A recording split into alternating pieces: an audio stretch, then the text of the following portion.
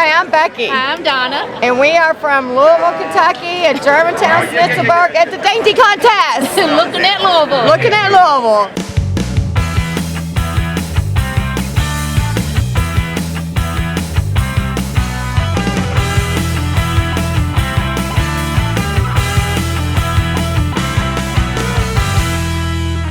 Welcome everyone to this edition of Looking at Louisville. I'm Chaz. Hello, I'm Stacy. And we are standing in front of Nord's Bakery here in Germantown. But tell me a little bit about what are we going to be doing in this episode? Well, Chaz, one of my favorite things about living in Louisville is the collection of really rich, authentic, and diverse neighborhoods that we have. And the more historic, the better. So today we are going to be exploring what makes Germantown tick from its founding in the 1870s with the farms and butchers, the German immigrants that lived in the neighborhood, to the subdivision of those lots in the 1890s, where you started to see some of the shotgun houses that the area is famous for, and the camelback houses.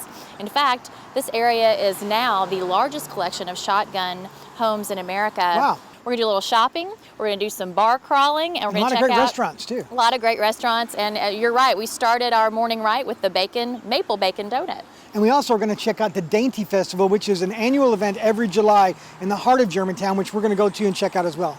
I can't wait, let's go.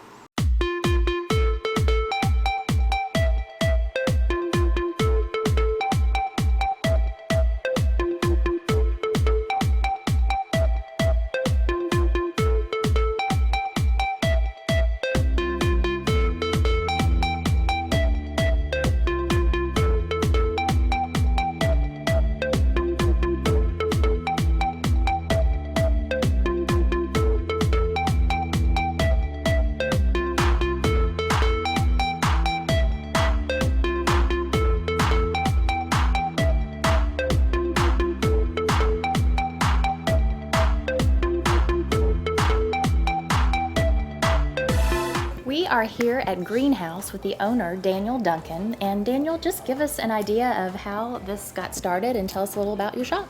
The idea was to combine the things that we loved and wanted to and had interest in, and that's plants and wine and beer and home stuff. That. Yes. Great wine selection, by the way. Thank you. People in Germantown are really proud of Germantown, and at the same time, all of the new people that are moving in, a lot of artists and musicians and young people.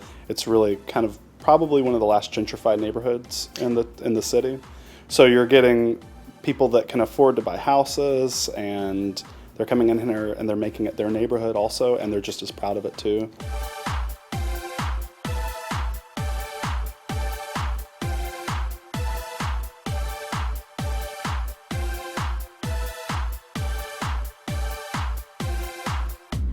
Well, Stace, we had to make our pit stop and grab some lunch, and we're at the Zanzibar. So fill us in. What do we have today? Right, or also known as the Z-Bar, Yes, for the Z-Bar. those in the know. We had a lot of food, as usual. Yes. We started off with an appetizer. It was the beer cheese with chorizo sausage in the cutest little cast iron skillet with tortilla chips. That was a really good one. You can hear the Pinball video machines, games yeah. going on in the background. I had the meat and three. You go through the line and you choose your meat and two sides. I had the grilled fish with mashed potatoes and collard greens. And what did you have? I had don't be a jerk chicken. Very appropriate. I'm not sure that it worked, but Thank you you very did. much. I And appreciate it. Mark That's very good. had a sweet chili pork tenderloin, and I think I saw corn on his. And then I had to get this for the table.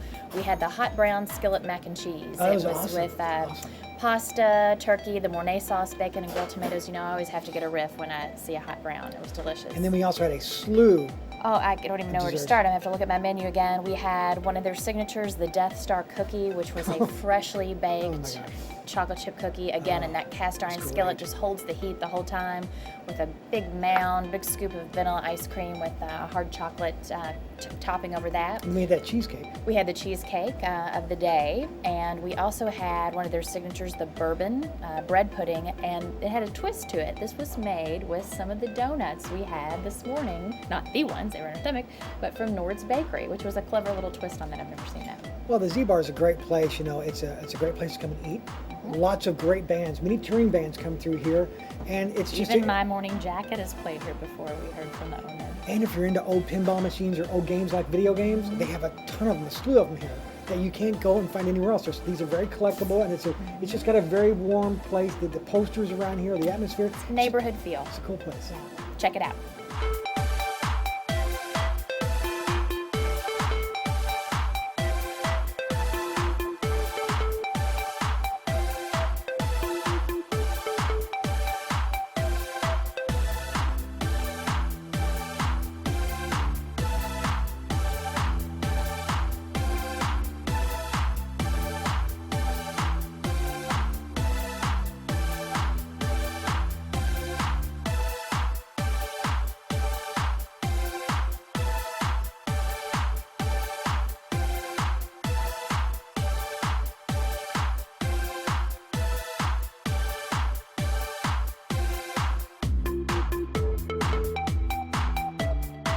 Nowadays, with everybody living in an economy where money isn't as scarce as it was when we started playing Dainty as a kid, it shows you how much fun you can have with A stick. Well, it was either Mom's worn out broom or Mom's worn out mop. I had no idea that it would be as popular as it evidently is. Germantown is it's very unique. You just don't get this anywhere. You know, you don't get everybody together having a good time, enjoying something simple like a sport that from Germany from 100 years ago. You know, you just don't get that anywhere, and I'm glad to be here. Well, Stacy, I've heard so much about Germantown over the years, and to finally actually come here and to enjoy everything that they have to offer, I tell you, it's a wonderful place that I think everyone needs to visit. I think you're right. I learned something today too. Not all of the neighborhood, the whole of Germantown, is actually called Germantown. After talking to some of the residents, there are certain enclaves called Schnitzelburg, Harristown, and even the St. Joe's neighborhood. But for ease of the podcast, we'll call the area Germantown. Now let's talk about where we're having our food here tonight. This is Eiderdown. That's How to right. get Eiderdown. Now, That's right. You've been raving to me about this location, and I my tell you what, family loves it. it's awesome, and it's such a cool location. I love it. Really cool building right in the heart of Germantown. Right near on the Goss Avenue Antique Mall. And I would describe it as sort of European gastropub. You know, lots of great beers. We've got a nice wine list too, but with some really eclectic food. I mean, not cheeseburgers and fries here, although you can get that, but they are stepped up a notch. Well, let's talk about what we had. Okay, I'm gonna have to go back to my list, of course, because Absolutely. we've had so much as usual. We started with a couple apps. We had the duck fat popcorn that people just rave about. It's a great snack with some of their craft beers. We had the beer cheese of the day, which is served like a fondue style, so it's warm with Blue Dog bread, which is a local artisan bakery, delicious. And then we tried the crepes with whipped goat cheese, toasted walnuts, and a porter and blackcurrant honey. I thought that was amazing, didn't you? It was all good. I mean, yeah, I remember especially that one. I was like, wow. Yeah, I mean, very wow. just it's just crazy something- flavors you wouldn't have thought to put together, but were delicious. Exactly. I had the squash pie, and it came with the side of collard greens, and it was great. It was just, as I would say, it's home cooking with a very unique twist. That's right. I've had that for brunch here before on a Sunday. Mark had the Kentucky Country Ham sandwich. Very colorful, with very an pretty. egg on it, which is my son's And his absolute egg- favorite. his He's egg just 12 years exploded. old. That's right. And then I tried something different today. I tried the Iron Man, to be a little crazy, and it was corned beef liver with olives and cheese curds on, again, Blue Dog Bakery bread, and it was quite delicious. And as usual, we have to just indulge ourselves. We had some desserts as well. And you guys really did. We had a Good watermelon stuff. tart, which didn't look like watermelon. It was yellow, but it was going to be yellow watermelon. It was really good. And then, yeah, I brought this to show. When I left Doggone. the table to go to the bathroom, I came back, and this is what the boys And had done to the oh, photograph. no, Mark had done. Which I've got to add, the whipped cream good on stuff. both of the desserts, and I assume all of the desserts, is handmade. I'm not talking from the container out of the whipped cream can. I'm talking, they've got to do it like my grandmother's did, whipped in a copper bowl with very little sugar, because it just had that texture and sweetness. It was just delicious. I'm still in heaven.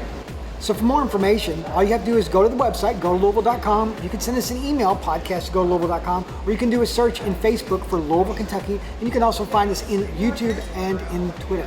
So as always, You're looking at Louisville. see you real soon.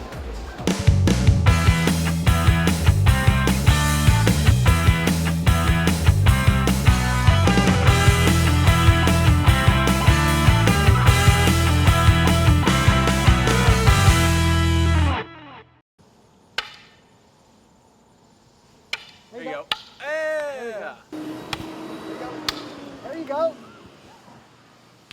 was easy. There you go. Oh, that's good, Chaz. That's great.